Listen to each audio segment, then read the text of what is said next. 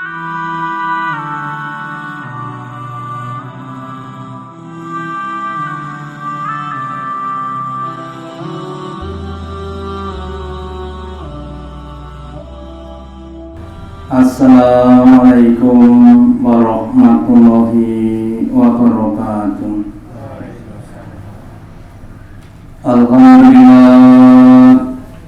Alhamdulillahilladzi at'amana bi nikmatil imani wal islam. Asyhadu an la ilaha illallah wahdahu la syarikalah wa asyhadu anna Muhammadan abduhu wa rasuluhu la nabiyya wa la rasula ba'da. Allahumma sholli ala Muhammad wa ala ali Muhammad kama shallaita ala ali Ibrahim innaka Hamidum Majid wa barik ala Muhammad wa ala ali Muhammad kama barakta ala ali Ibrahim innaka Hamidum Majid. Qawluhu ta'ala fi kitabihil karim. A'udzu billahi minasy syaithanir rajim. Ya ayyuhalladzina amanu ittaqullaha haqqa tuqatih wa la tamutunna illa wa antum muslimun. Bapak Ibu saudara yang dirahmati Allah Ta'ala, yang dicintai Allah Ta'ala, yang pertama dan utama, marilah kita selalu meningkatkan, menambahi kesyukuran kita, keimanan dan ketakwaan kita kepada Allah Ta'ala dengan banyak-banyak menjalankan perintah-perintahnya dan menjauhi larangan-larangannya. Terutama di bulan suci Ramadan, di mana Allah akan melipat gandakan, Allah akan membanyakkan amal-amal kita dengan pahala yang berlipat-lipat. Selanjutnya, marilah kita lanjutkan pengajian kita untuk sore hari ini, terakhir sampai surat Ar-Rum, surat yang ke-30 ayat yang ke-58 terakhir. Sekarang kita lanjut pada ayat yang ke-59. Ayat 59 ini menjelaskan kenapa Allah mengunci hatinya orang-orang yang kafir, orang-orang yang munafik. Maka Allah berfirman, kadzalika, yang demikian itulah, yatba'ullahu, Allah menutup, Allah menyegel, Allah mengunci ala qulubil ladzina la ya'lamun, yaitu hati-hatinya orang-orang yang tidak mengetahui. Kemudian di sebagian tafsirnya dijelaskan, dan Allah menutup hati-hatinya orang-orang yang mereka tidak mengetahui apa hakikatnya, apa intinya. Mereka itu diberi peringatan-peringatan. Jadi memang kalau dalam bahasa Jawa ada istilah wong kok ora tanggap ing sasmito, artinya orang yang tidak tahu dengan sasmito. Apa sasmito? Perlambang-lambang, mulai dari peringatan, nasihat dan lain sebagainya. Nah, kalau orang yang tidak bisa, tidak mampu untuk memahami sasmitonya Allah, baik itu yang berupa permisalan sebagaimana dijelaskan pada ayat sebelumnya, maka mereka tidak mampu untuk memahami Al-Quran. Mereka tidak mampu untuk memahami tujuan hidup ini. Ya, saya contohkan namanya apa? Ketika Allah itu memisahkan kehidupan dengan adanya tumbuhan, ketika turun hujan kemudian tumbuhlah tumbuhan-tumbuhan yang dengan Tuhan tadi kemudian menghasilkan berbagai macam buah-buahan. Tapi ketika Tuhan tadi sudah diketam, sudah dipanen, kemudian lama-lama jadi kering, kemudian kekuningan, kemudian hancur. Itulah kehidupan dunia. Seperti manusia ketika lahir di dunia dalam keadaan bayi, kemudian jadi anak-anak, jadi remaja, berprestasi, jadi orang, ya, punya pangkat, punya jabatan, punya harta, punya apapun yang dia inginkan, tapi terakhir kemudian meninggal dunia. Itu untuk menunjukkan bahwa dunia ini fana. Maka kita harus menjadikan dunia sebagai sarana, bukan tujuan. Sarana untuk mencapai penghidupan yang lebih abadi, yang lebih kekal, yaitu kehidupan besok duduk di akhirat. Terus kemudian beberapa ayat dan hadis yang mungkin bisa kita hubungkan yang mendukung dengan ayat ini. Yang pertama, kenapa kok orang tuh hatinya tidak bisa memahami sasmitonya Allah? Yang pertama disebabkan karena adanya kesombongan. Sombong itu adalah rodul haq wa amrun tunas, menolak kebenaran yang datang dari Allah dan merendahkan manusia. Jadi siapapun yang mereka menolak apapun yang datang dari Allah, itu namanya kesombongan.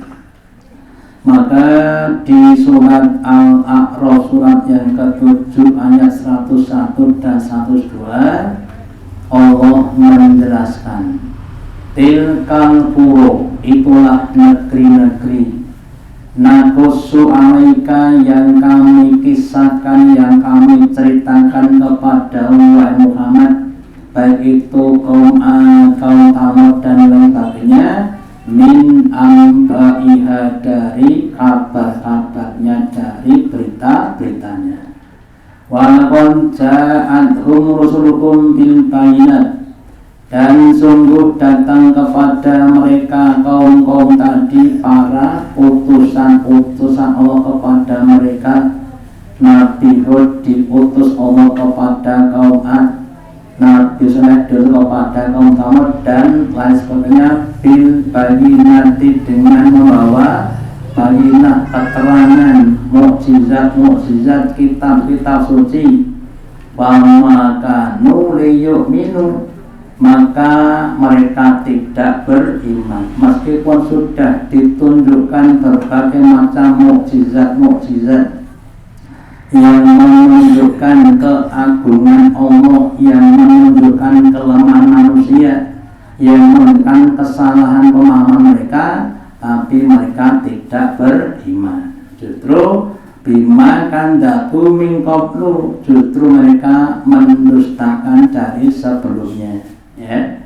Kambali kayat pomo ala qulubil kafirin, demikian itulah Allah kemudian menutup, Allah menyegel hati-hatinya orang-orang yang kafir. Jadi kalau orang itu menolak apa yang datang dari Allah lewat para nabinya, sekarang para ulama-ulama, ustadz-ustadz, kiai-kiai, yang para ustadz tadi menjelaskan tentang hukum-hukum Allah, nasihat-nasihat Allah, tapi kemudian sebagian manusia merasa enjoy, merasa benar, merasa nyaman, merasa benar dengan teori sistem adat kebiasaan yang mereka lakukan.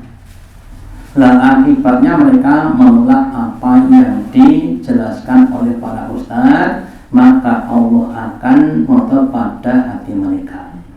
Wa ma wajadna li amalihim, dan tidaklah kami dapati sebagian mereka min ahdin, dari jari tadi, wa wajadna antarakum la fasikin. Jadi meskipun sudah dijanjikan dengan berbagai macam janji-janji yang ditargetkan dengan mukjizat, tetapi mereka tetap dalam keadaan orang-orang yang fasik, orang-orang yang merusak meskipun diancam dengan neraka.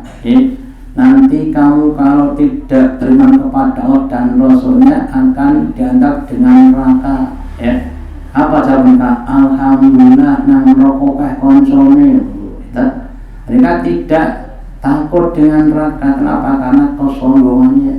Mereka mengira bahwa neraka itu cuma seperti anglo, atau keren, cuma kecil, padahal neraka itu adalah sama dasar. Makanya kita jangan sampai menyombongkan diri dengan apapun yang datang dari Allah.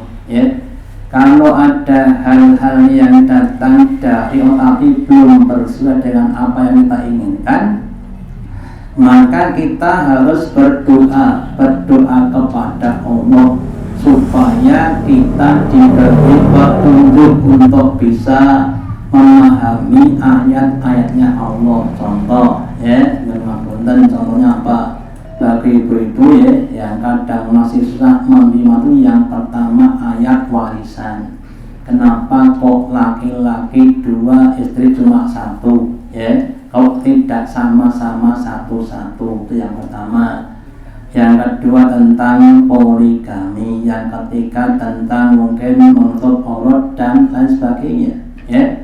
Nah, mari kita berdoa kepada Allah Ta'ala supaya kita dilonggarkan hati kita. Nah, demikian juga bapak-bapak kadang-kadang suka begitu, ada hukum-hukum yang menurut kita tuh kadang merasa berat. Orang bekerja berat suruh puasa, poso ora poso. Nah, yang akhirnya apa? Ora poso. Maka katakan fa ammal ladzina yutikunahu fa fidyatun ta'amu miskin. Dicoba dulu kira-kira kuat enggak? Nabi pernah puasa perang. Sahabat banyak puasa, kemudian memang pekerjaannya pekerja berat, ya sudah jadi biasa. Nah, kalau dicoba kemudian enggak kuat, lah baru sudah ada buktinya, maka nanti bayar fidyah. Tapi belum langsung paling-paling kuat, padahal belum coba. Yang pertama ini memang tidak setiap ayat cocok dengan kehendak kita, tapi kehendak kita yang harus dicocokkan dengan ayatnya Allah. Kemudian salah satu orang yang banyak dikisahkan dalam Al-Quran, yang karena kesombongannya dia ditutup hatinya oleh Allah. Siapa? Fir'aun. Ya, salah satu penyebabnya adalah doanya Nabi Musa. Kenapa kok Nabi mendoakan kepada untuk Fir'aun supaya menutup hatinya? Ya karena ditutupi, dikandani, ditunjukkan mukjizat Allah tapi tidak mau beriman. Setelah kalah dalam pertarungan, ahli sihirnya kalah dengan Nabi Musa, terus bahkan ada yang beriman. Fir'aun bukan mendor, bukan merendah, tapi malah meninggi. Akhirnya nanti didatangkan belalang, didatangkan kutu, didatangkan darah, sampai kurang itu 9 ayat yang ditunjukkan kepada Fir'aun dan orang-orang itu, tapi mereka tidak mau beriman. Ketika datang belalang, mereka datang kepada Nabi Musa. Wahai Musa, berdoalah kepada Tuhanmu supaya belalang dihilangkan. Nanti kalau nanti hilang, saya beriman. Nah, ketika berdoa Nabi Musa dan hilang, mereka tidak beriman. Janji datang lagi kutu dan sebagainya, juga tidak mau beriman. Jadi sudah 9 ayat yang didatangkan tapi tidak beriman. Maka kemudian Nabi Musa mendoa kepada Allah supaya Allah menutup hatinya Fir'aun. Maka dia berkata, wa qala Musa, dan berkatalah Nabi Musa, Rabbana wahai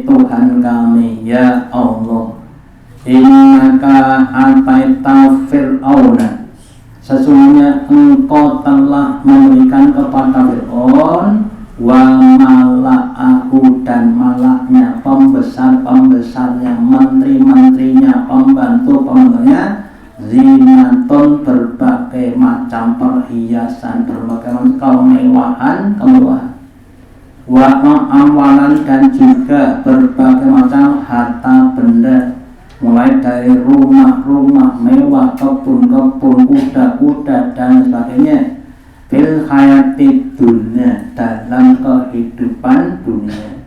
Semakin banyak hartanya justru semakin kafir menentang kepada Allah Ta'ala.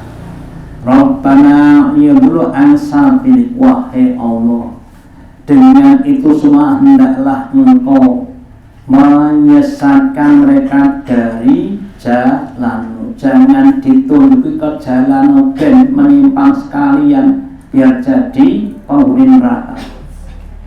Rabbana aqmis ala amwalihim, ya Allah, tutuplah atas harta-harta mereka, wasdud ala qulubihim, dan tutuplah juga, sangatkan, ya tekankanlah atas hati-hati mereka. Wala yu'minu hatta yaru adzabal alim, semoga mereka tidak akan beriman sampai mereka melihat azab yang pedih. Itu adalah doanya Nabi Musa kepada Fir'aun dan juga pembesar-pembesarnya Fir'aun, ya, sehingga nanti Fir'aun itu tidak akan beriman sampai dia akan meninggal dunia, ya. Kemudian sebabnya dijelaskan, ketika nyawanya, rohnya sudah sampai di tenggorokan baru beriman. Padahal orang itu kalau rohnya sudah sampai di tenggorokan berimannya tidak diterima. Kenapa? Sudah terlambat, ya. Apalagi nanti kalau matahari sudah muncul dari tempat terbenamnya, semua orang akan tobat, semua orang akan beriman, tapi tidak diterima imannya karena sudah terlambat. Makanya kita ubah itu, jangan sampai kita ini ditutup hati kita oleh Allah Ta'ala, ya. Berbuat baiklah kepada orang-orang yang mendakwakan agamanya Allah. Mintalah doa kepada mereka dengan doa-doa yang baik. Doa untuk Allah Ta'ala memberikan petunjuk kepada kita, memberikan keberkahan kepada kehidupan kita, ya. Itu doanya kepada Fir'aun, yang dengannya itu kemudian Fir'aun tidak mampu untuk beriman sampai dia menjelang kematiannya.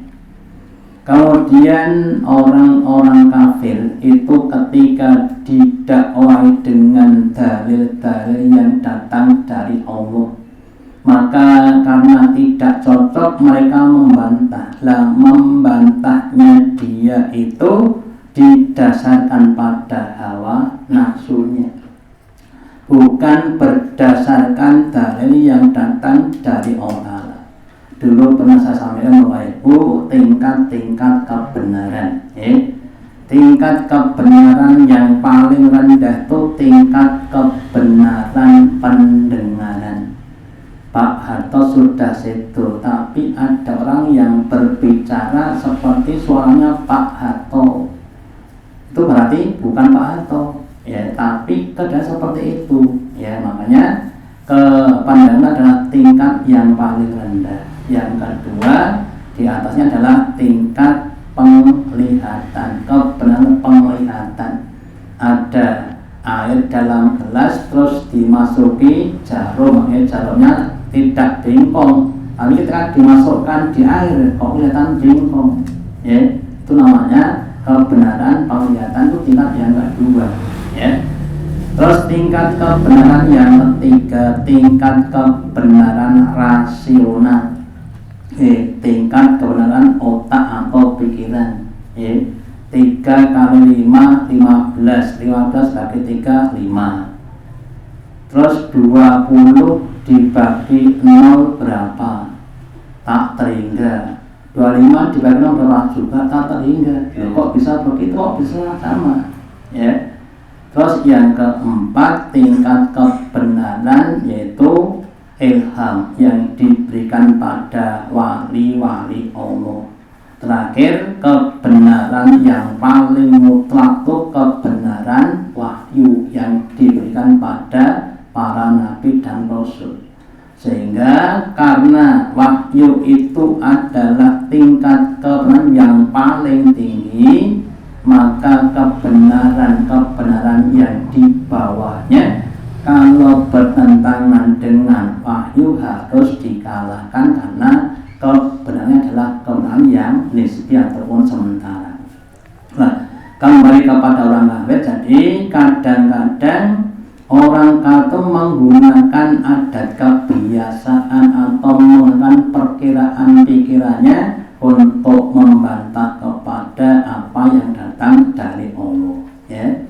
Maka di surat Ghafir, surat yang ke-40 atau surat Mu'min, ayat yang ke-35, Allah berfirman, alladzina yujadiluna fi ayatillah. Wahai Rasulullah, orang-orang yang mereka menjidal, mendebat, membantah kepada kamu di tentang ayat-ayatnya Allah, bi ghairi sultanin, dengan tanpa kekuatan, bi makna dalil yang dapat dipertanggungjawabkan, ataku yang datang mereka itu kaburo maktan, suatu dosa yang besar indallah, di sisi Allah Ta'ala. Ya, contoh bab masalah ketuhanan atau Tuhan.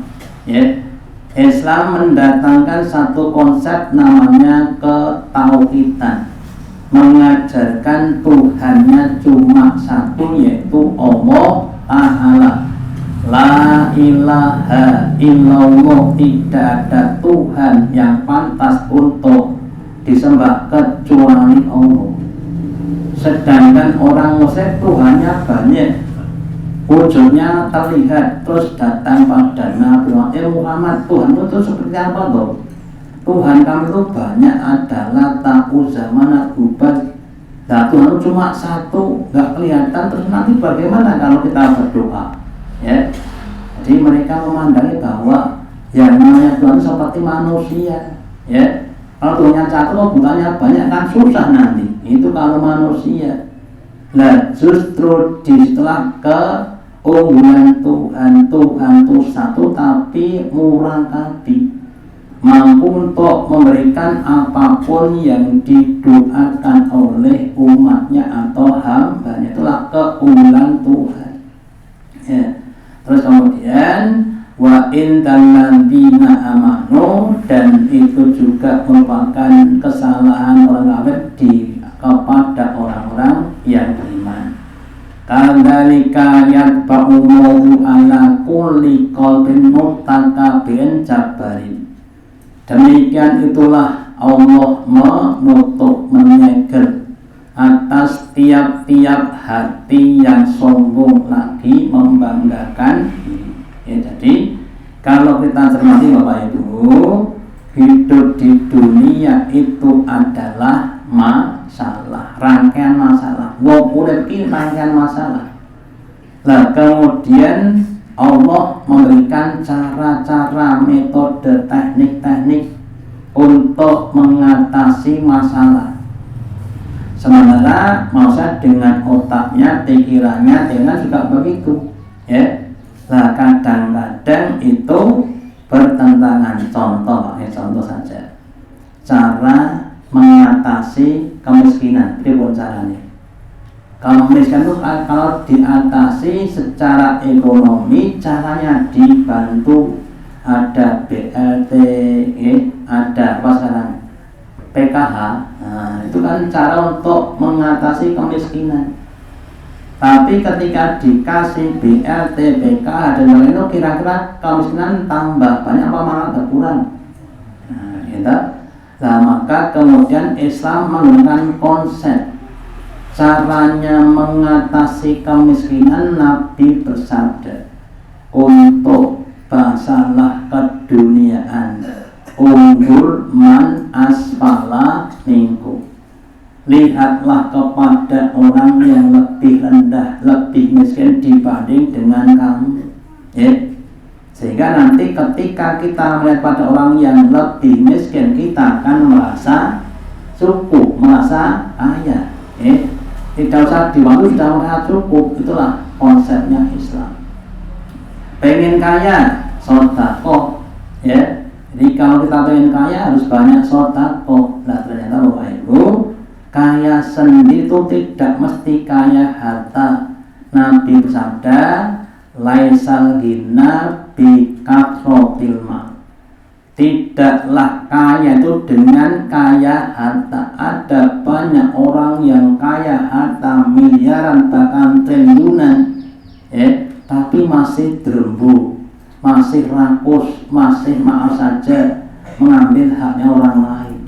Maka dikatakan walakinna nafsi, yang namanya kaya itu kaya hati, kaya jiwa.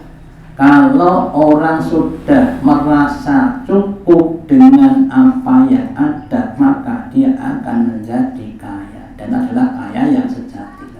Itu adalah contoh untuk menunjukkan bahwa kebanyakan orang membantah dengan konsep agama dengan akal, yang akal itu sendiri tidak sempurna. Makanya kita jangan sampai mempertentangkan akal kita dengan apa yang datang dari Allah dan Rasulnya.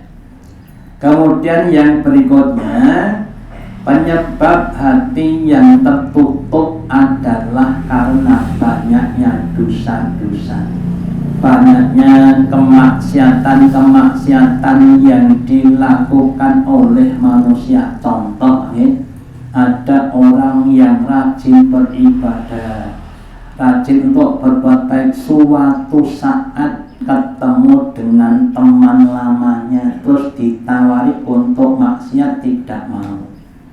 Terus kemudian dia dirayu, kemudian apa-apa, maksa sidik sih lain, ya.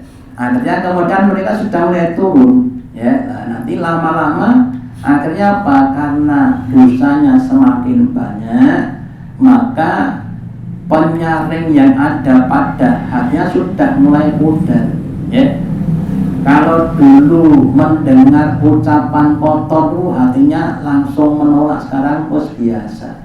Makanya kita jangan membiasakan dalam keburukan. Nabi bersabda, innal mu'mina, sesungguhnya orang-orang yang beriman, idza atnaba kanat nuqtatun saudaun fi qalbihi, ketika dia berbuat dosa, ngerasani atau ngapusi atau ucapan kotor, terus di hatinya ada satu bintik hitam tik, ya. Fa in taba wa naza wastaghfaro, maka jika kemudian dia bertobat, astagfirullah, kok saya bilang atau omong kotor loh, astagfirullah kok saya ngerasani, astagfirullah kok saya berbuat begini, maka sukila qalbu kamu, kemudian hatinya jadi bersih lagi, jadi nanti berbuat begitu kemudian istighfar, tobat, bersih lagi. Maka Nabi sendiri itu istighfar dan bertobat tidak kurang 100 kali. Astagfirullah wa atubu ilaih. Ya, maka kita juga begitu, harus banyak-banyak untuk istighfar dan bertobat. Kemudian fa'in zada, tapi kalau tidak merasa salah, justru masa benar, surah popo ngene iki umum, kabeh wong ya biasa ngene iki, ngrasani kabeh wong ya tahu, ya. Dia mencari pembenaran apa yang dia lakukan, terus malah ditambah ngrasani, terus merencanakan rencana jahat.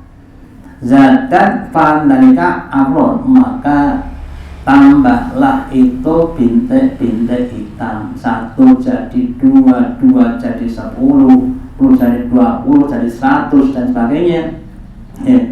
Lah akhirnya kemudian apa? Kemudian mereka itu sudah tidak bisa mengenali, istilah orang Jawa, maksud sudah menjadi kebiasaan, wis dadi sego jangane sing dipangan ndak dino, sing ndakno menjadi suatu kebiasaan dalam keburukan.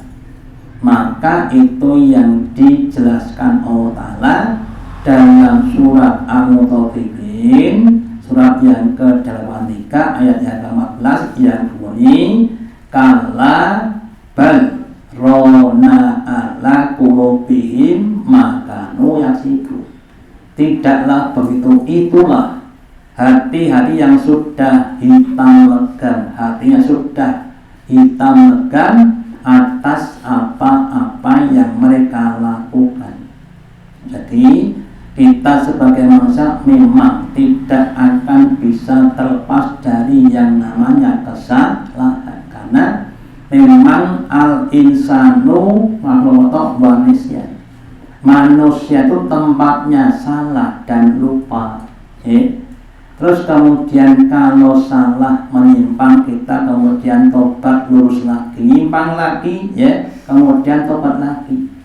Atau kalau kita ibarat papan tulis, kalau sekarang papan tulisnya putih Bang, itu dipakai spedol, nanti kemudian dihapus, tulis lagi, hapus lagi, kalau ditulis pakai cat, gitu, pakai cat nggak pernah dihapus, lama-lama kemudian jadi banyak, ya akhirnya mereka tidak akan bisa jadi putih lagi.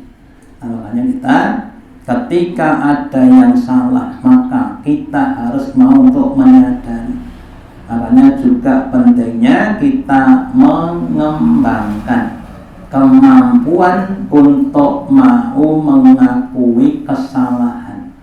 Ngakoni salah niku gampang apa men kira-kira? Ngakoni salah, mengakui salah itu kira-kira mudah pas salah, Bu? Tidak setiap orang mampu untuk mengakui kesalahan.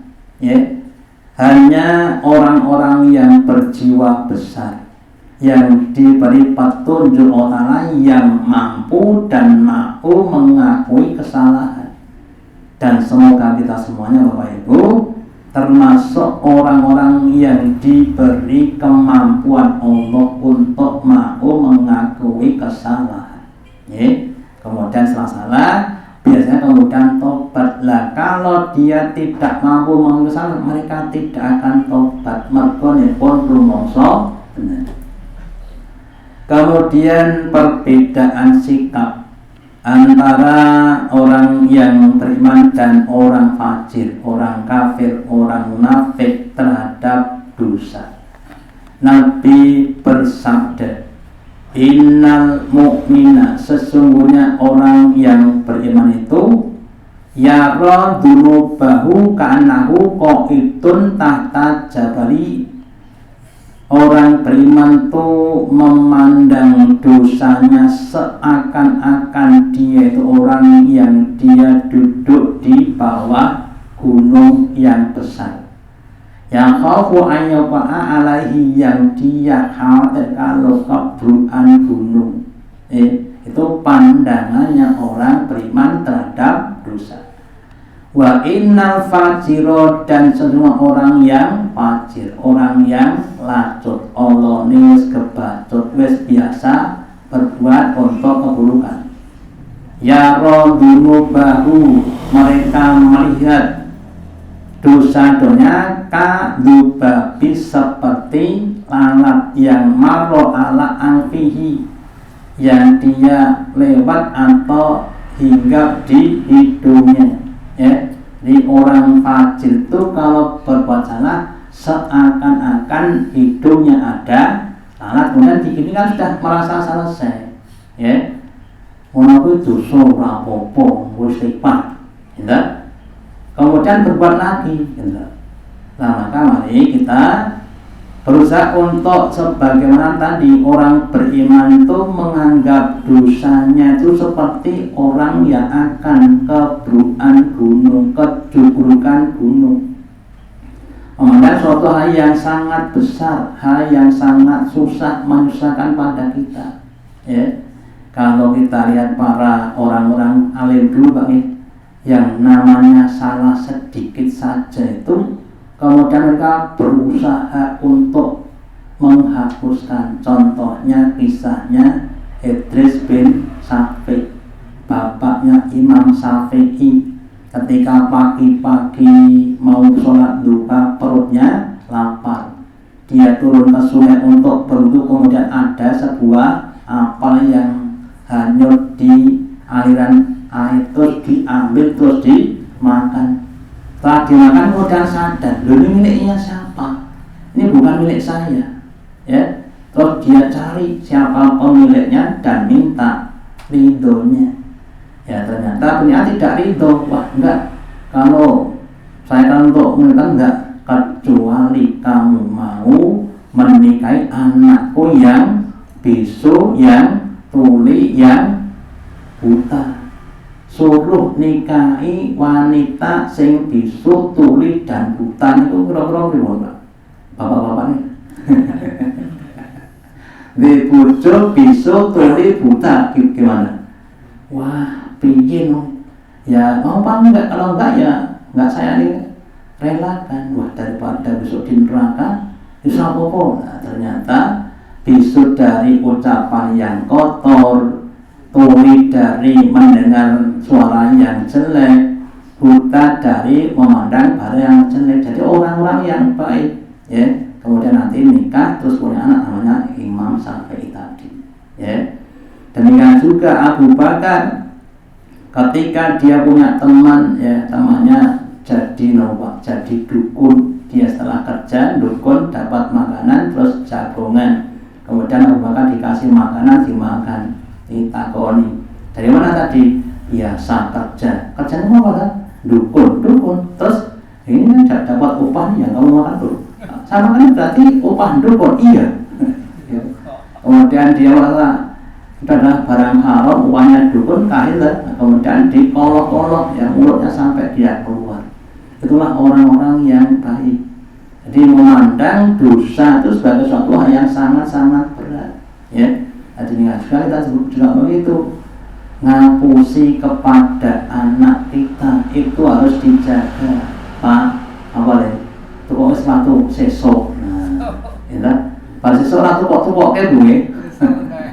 Ya, atau yang lainnya. Jangan menganggap sepele. Itulah orang-orang yang beriman.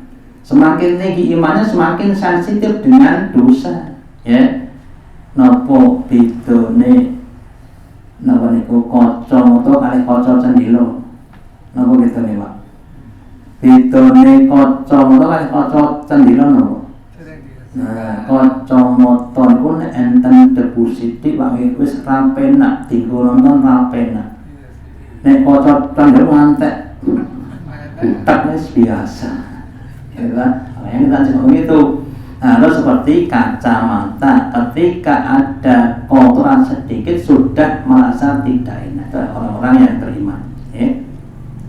Terus kita lanjutkan beberapa penyebab rusaknya hati menurut Imam Hasan Al-Basri, ya.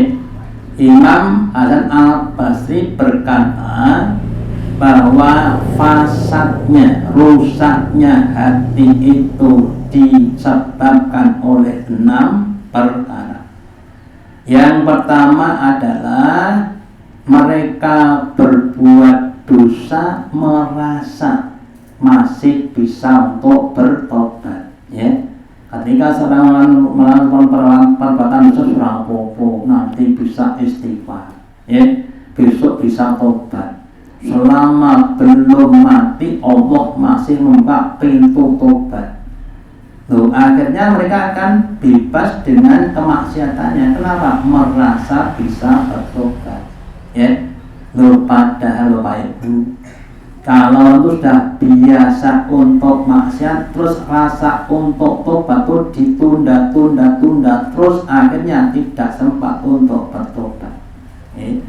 Kemudian wa yata'allamuna ilma wala ya'malun, dan yang kedua mereka mencari ilmu, bahkan mengajarkan ilmu tapi tidak mengerjakan ilmu.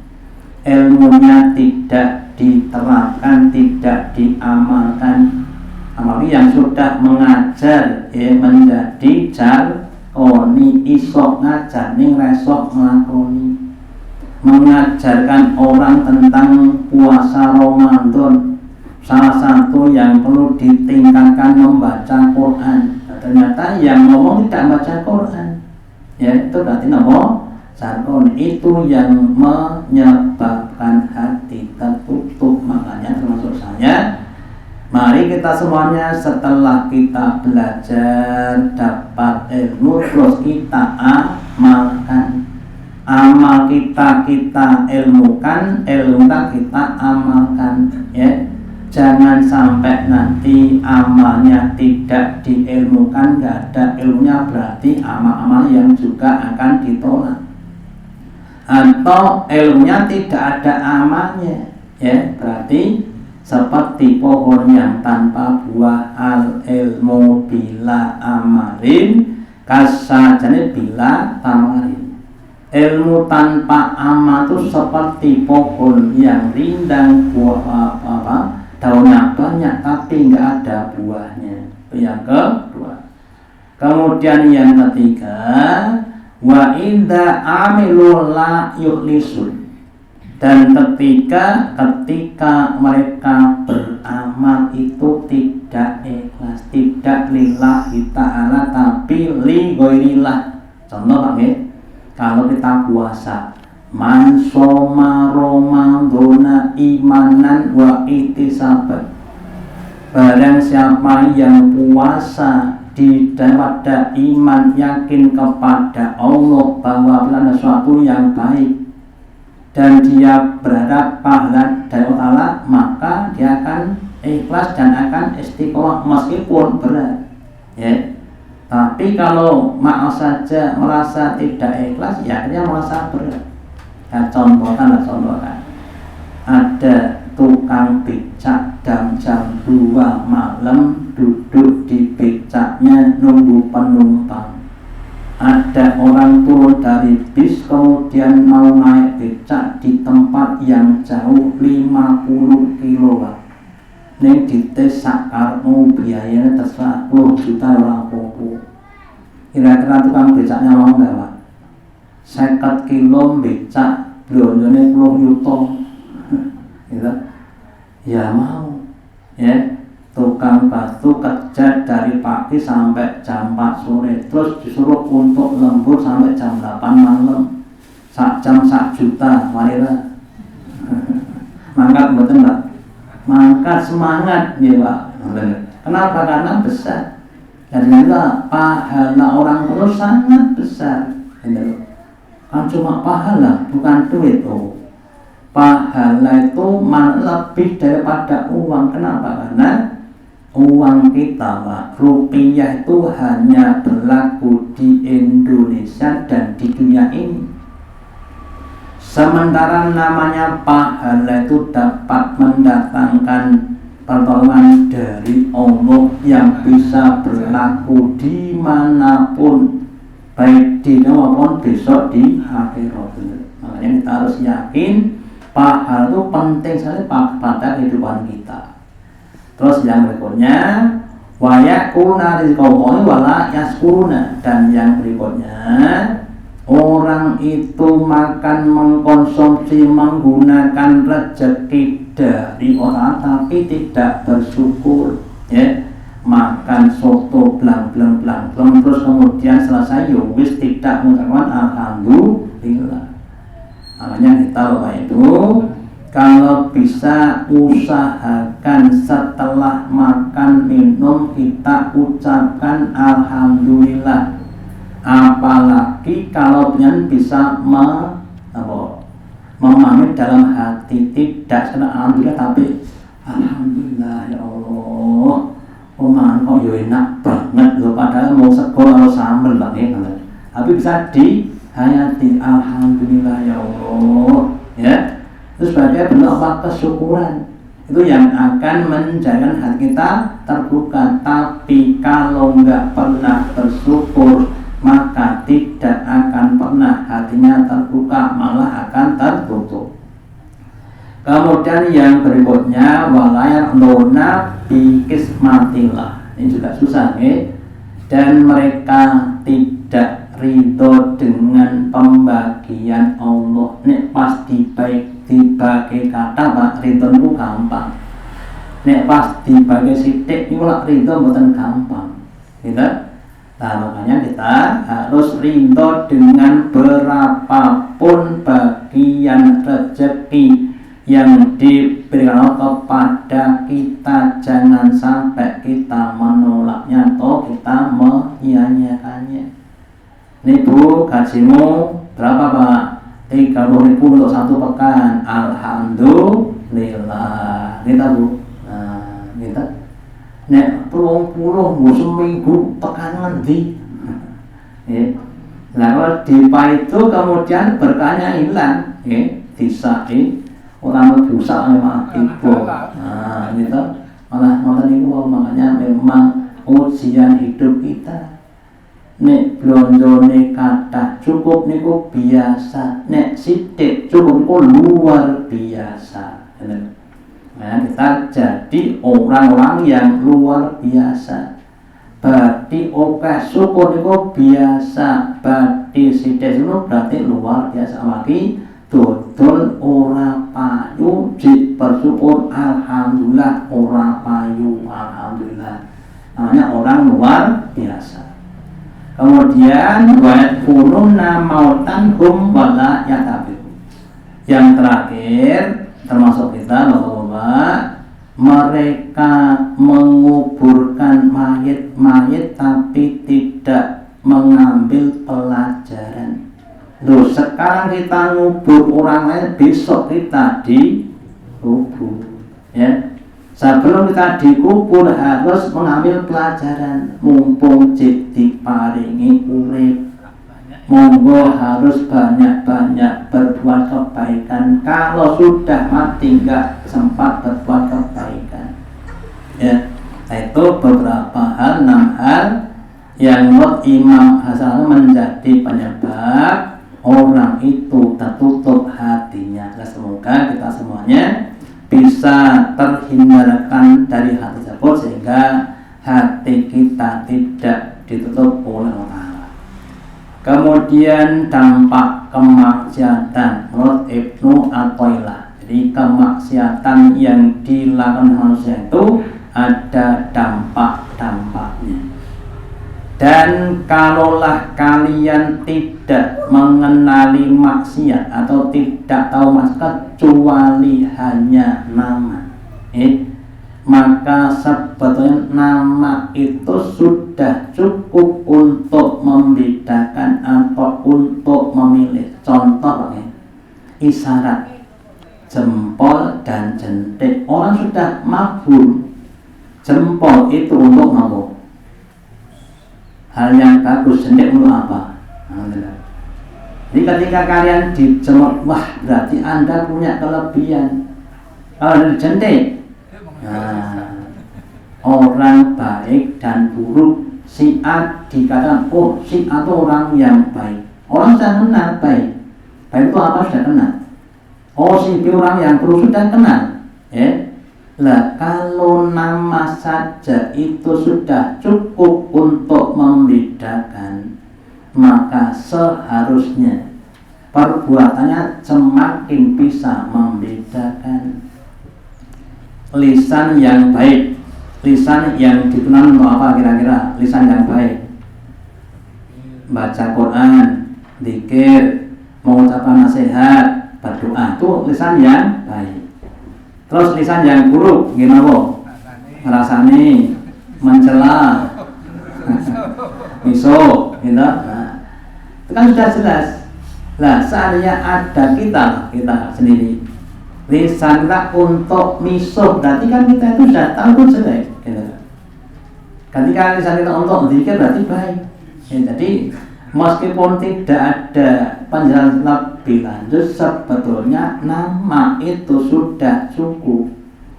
Nah, kalau sudah nyaman namanya jelas, contohnya jelas, kok masih banyak, maka berarti orang yang tadi tidak tanggap ing sasmito. Contoh lagi, orang yang mandi dengan air comberan, adus ngangge banyu peceren niku kira-kira resik mboten? Secara umum adus itu kan untuk membersihkan kotoran, tapi kalau yang digunakan untuk mandi itu air yang bersih, yang membersihkan. Lah kalau yang digunakan untuk mandi itu bukan air yang bersih, maka tidak akan menghilangkan kotoran. Orang infak dengan barang colongan, kisahnya Robin Hood, kisahnya Pak Sakeran kan juga begitu, ya. Infak kalau pakai barang malingan, barang solongan, ya. Demikian juga nanti yang lainnya. Maka mari kita semuanya termasuk saya berusaha untuk milah dan milih. Milah memisahkan antara yang baik dengan yang buruk, terus kemudian kita bisa milih yang baik. Meskipun kita tahu konsekuensinya, gawe apik niku abot, berbuat baik itu susah. Bahkan pernah saya sampaikan, bagaikan orang yang naik sepeda ontek atau jalan, kalau ke atas itu kan susah nih, abot, tapi naik itu sampai di atas adalah kehormatan. Sementara kalau turun itu mudah, ya, tapi sampai di bawah adalah kehinaan. Ya, makanya mari kita kalau sudah memilih jalan, kita jalan yang naik, mari kita berusaha untuk semakin mujahadah, istiqomah ngaji, sholat jamaah, maca Quran, dzikir, sedekah niku mboten gampang. Monggo terus didongak-dongakne minta kepada Allah supaya diberi istiqomahan sampai akhir hayat. Terakhir, permisalan keimanan dan kemunafikan menurut Abdullah Al-Haddad. Abdullah Al-Haddad berkata bahwa keimanan itu akan tampak dalam hati berupa sinar. Jadi kalau semakin beriman, hatinya akan semakin bersinar, semakin terang. Tapi kalau yang namanya kemunafikan atau kekafiran itu akan menjadikan hati kita semakin hitam, semakin pudar. Ya, maka kalau kita menginginkan hati kita semakin bersinar, mari kita tambah iman kita dengan apa? Nabi bersabda, al-imanu yazidu wa yanqusu. Iman itu bisa tambah tapi juga bisa berkurang. Yazidu bisolihati wa yanqusu bil maksiati. Iman kita akan bisa bertambah dengan adanya amal soleh, puasa, sholat, zakat atau yang lainnya. Semakin kita amalkan, hati akan semakin bertambah dan bertambah. Wayang kosong bil maksiati, dan iman kita akan berkurang bahkan hilang kalau kita maksiat. Semakin maksiat maka imannya akan semakin menipis, bahkan bisa hilang. Bahkan ada orang yang dulu adalah ahli ibadah, bahkan ulama, ya, tapi akhir hayatnya dalam keadaan kafir, dalam keadaan tidak beriman. Sekarang yang namanya pendeta Saifuddin itu dulu kiai di pondok, sekarang jadi pendeta, ya, dan banyak. Semoga kita semua terhindarkan dari akhir-akhir yang buruk dan kita diberi akhir yang baik, diberi husnul khotimah dan puncak-puncak keimanan di akhir hayat kita masing-masing. Amin.